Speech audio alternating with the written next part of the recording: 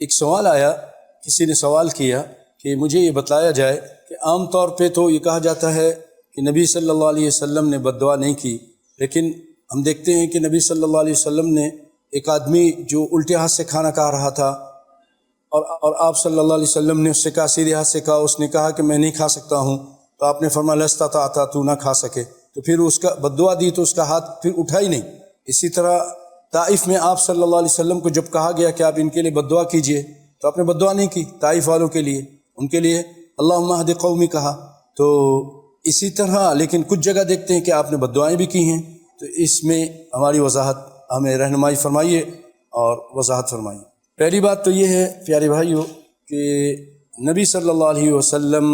جو آپ کی غالب اور اکثر عادت تھی وہ یہ کہ آپ صلی اللہ علیہ وسلم لوگوں کو خیر کی دعا دیا کرتے تھے، ہدایت کے لیے دعا کرتے تھے اور لوگوں کو معاف کرتے تھے۔ بہت زیادہ آپ صلی اللہ علیہ وسلم لوگوں کو معاف کرتے تھے، درگزر فرماتے تھے۔ لیکن آپ صلی اللہ علیہ وسلم کے سامنے جب کوئی ایسی شخصیت، ایسا آدمی پیش کیا جاتا جو بہت ظلم پہ اتر آیا ہوا ہے اور بہت زیادتی کر رہا ہے، تو آپ اس کے لیے پھر بد دعا بھی کرتے تھے۔ اور عام طور پہ آپ نے یہ فرمایا، جب آپ صلی اللہ علیہ وسلم سے مشرکین کے بارے میں کہا گیا کہ اللہ کے رسول ان کے لیے بد دعا کیجیے، ابو ہریرہ رضی اللہ تعالیٰ عنہ اس حدیث کے راوی ہیں اور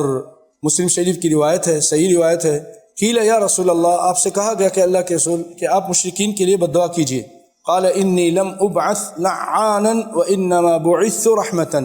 میں لانتے بھیجنے والا بنا کر نہیں بھیجا گیا ہوں کہ میں لانتے کروں لوگوں پر، میں تو بھیجا گیا ہوں رحمت بنا کر، وما ارسلناک الا رحمتا للعالمین،